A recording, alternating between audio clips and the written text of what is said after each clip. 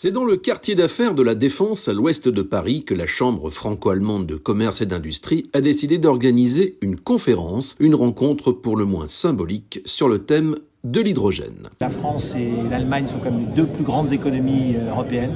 Elles ont des bases industrielles remarquables et sans ces deux économies, on peut imaginer qu'on aura du mal à faire des grandes choses en Europe sans elles.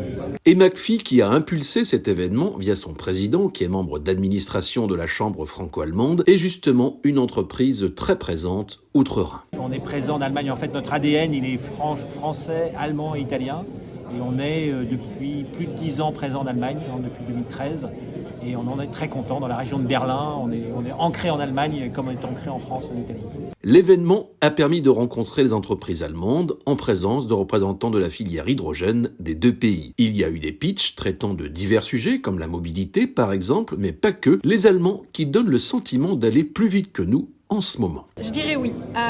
Déjà, on a plus de 3 fois plus de capacité d'électrolyseurs en Allemagne qu'on en a en France.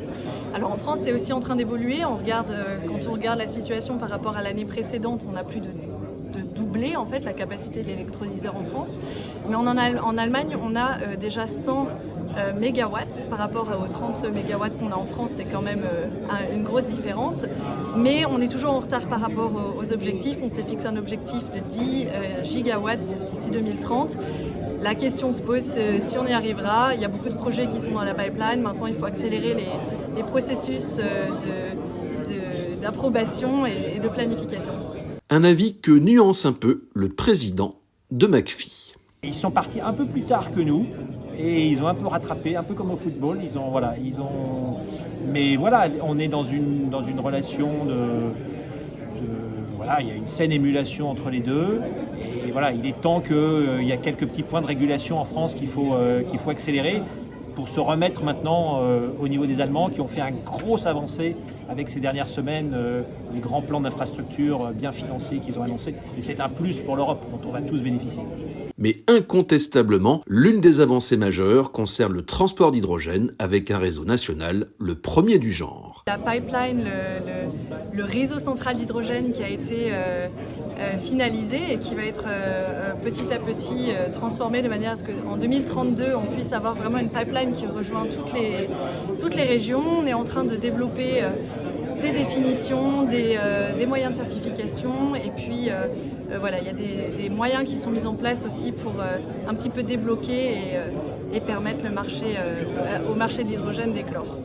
L'un des thèmes concerne également la recherche, un domaine où la coopération est déjà une réalité. Oui, elle existe déjà et depuis longtemps. Pour ce qui concerne le CEA, nous avons collaboré avec les Allemands sur le sujet de l'hydrogène depuis le 5e programme cadre européen, donc depuis les années 2000, sur aussi bien la partie production d'hydrogène, stockage, piles à combustible, avec les grands autres instituts allemands comme le CEA, on peut citer Forschungszentrum Jülich, DLR ou Fraunhofer, et on collabore aussi bien sur le développement des technologies, les matériaux, les composants, mais aussi sur les tests et sur l'harmonisation des protocoles, etc., la définition de tests accélérés, voilà, des choses qui sont d'un intérêt commun pour les deux pays et pour la filière.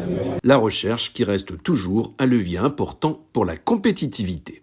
Au global et même au-delà du couple franco-allemand, puisqu'il y a quand même encore beaucoup d'innovations à effectuer dans les technologies de l'hydrogène pour qu'elles soient moins chères et qu'elles puissent être déployées massivement. Donc ça inclut des travaux sur les différents Key Performance Indicators qui sont définis par le Clean Hydrogen Partnership, le rendement, la performance, la durabilité, la flexibilité d'usage et puis bien sûr le coût.